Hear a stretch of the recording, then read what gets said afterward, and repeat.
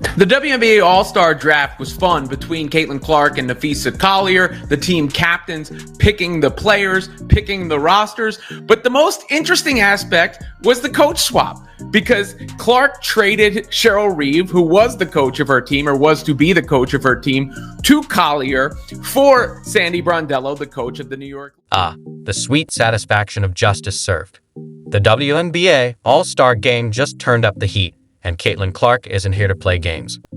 While the spotlight was fixed on draft picks and roster strategies, Clark made a bold, game-changing move that no one saw coming. In a stunning display of power, she ousted Cheryl Reeve from her coaching role and did it with flair. Talk about a statement.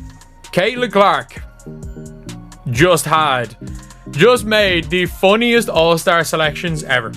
She just picked her friends. She made sure she picked no ops, as people like to call them.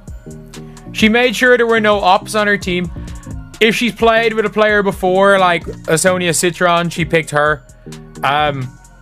Gabby Williams, she picked nobody that tweeted a negative thing about her.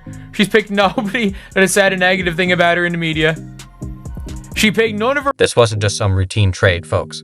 This was Caitlin Clark saying, "Enough of your negativity, Cheryl. I'm taking charge of my own future." After everything Reeve put her through, the Olympic snub, the passive-aggressive tweets, the constant undermining, Clark finally had the chance to make her feelings about Reeve's coaching crystal clear. First time I've ever seen this, man. The first time out of all the times I've seen where two star players are picking up players, they ask for a trade, or the median person asks for a trade, and they're talking about trading the coach. Let's be honest, this trade was personal. Clark knew exactly what she was doing when she locked eyes with Nafisa Collier on that live ESPN broadcast and said, "I don't know if this is in the rules. I don't really care, but we already decided we're trading coaches." The confidence, the audacity, the sheer boss energy pouring out of that moment was everything Clark fans had been waiting for. You said you might be aggressive on the trade market once this opened up. Is there any player that you're looking to get to? And remember, it has to be apples to apples trade here. Starter for starter, reserve for reserve. The good news is you can't go wrong with this type of talent. Anyone looking to make a deal here? To be completely honest, I love my team. I think they're great. I don't have any intentions of really trading any of them. I don't know if this is in the rules. I don't really care. But I think we've already discussed we are going to trade coaches. He's going to take her coach, Sandy Brondello. Gerald Reeve probably thought she could just coast through this all-star game, expecting Clark to accept her as coach and pretend nothing ever happened. Wrong. Clark doesn't forget, and she definitely doesn't forgive coaches who'd rather tear down the league's biggest star than stand behind her. Was supposed to be coached by Minnesota Lynx head coach Cheryl Reeve. Nafisa Collier was supposed to be coached by New York Liberty head coach Sandy Brondello. They swapped coaches. Cheryl Reeve, dodged the bullet. Thank God I don't need to coach Caitlin Clark, man. Man, I can't deal with that. I would have had to swallow so much pride, I can't do that. Fee, she probably called him the Fee, talk to Caitlin, please. I can't coach her, I can't do it. This book's about to come out. You know what they're going to be saying if I'm coaching Caitlin Clark and the book's out? Oh, God. Fee, please. The history between these two was downright toxic, and Clark finally hit her breaking point.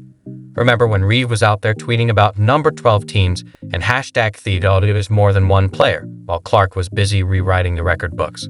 Or when she conveniently had no comment on Clark's Olympic snub, despite literally being Team USA's coach? For months, Reeve positioned herself as Clark's biggest detractor, always downplaying her achievements and steering the spotlight away from her historic impact. Of course, Reeve is Collier's head coach for the Minnesota Lynx, so that makes sense, but the drama is going to come from Reeve having previously been critical on social media about the amount of attention Clark received relative to the rest of the league, not to mention being the coach of Team USA that Caitlin Clark was so famously snubbed from. If you're enjoying this, make sure to subscribe. Now, here's the thing about champions. They never forget. Clark remembered every slight, every passive-aggressive jab, every time Reeve tried to shrink her shine.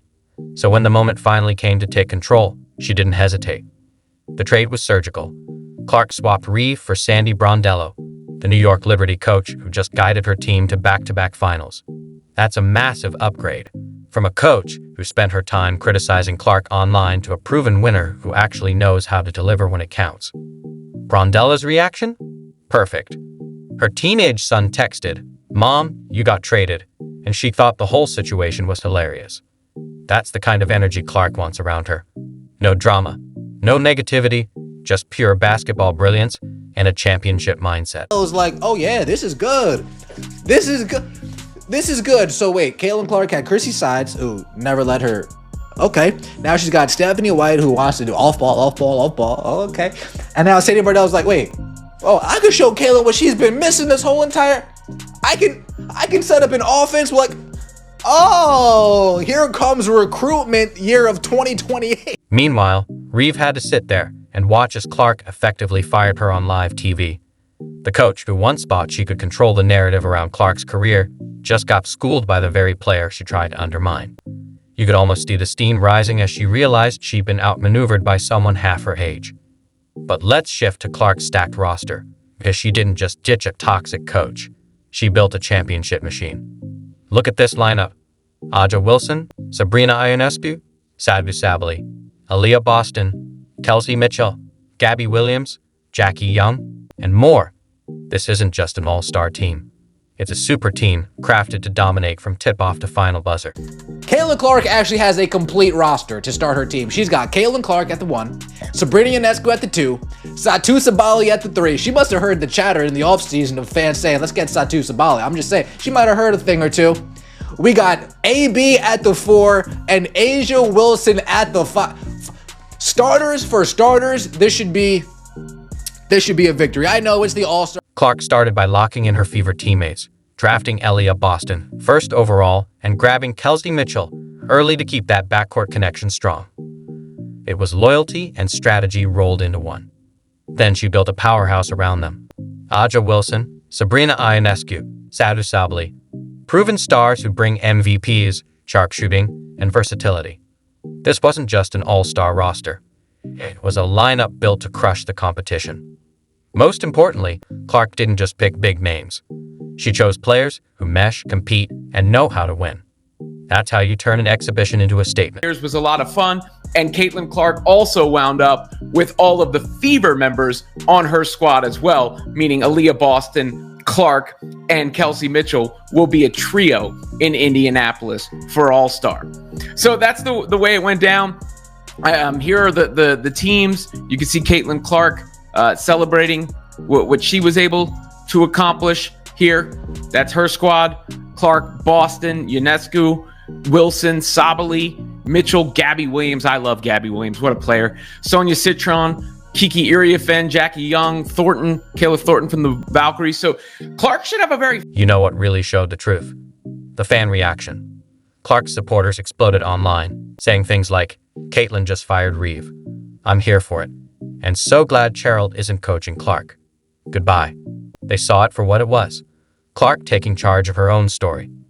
Meanwhile, Reeve's side was probably stunned, watching their seasoned coach get outplayed by a second-year star. The same coach who spent months throwing shade at Clark just got called out in front of everyone. The message is simple. Clark is done with the disrespect, the politics, and the toxic games. This wasn't just a coaching swap. It was a power move. She's not just a player anymore.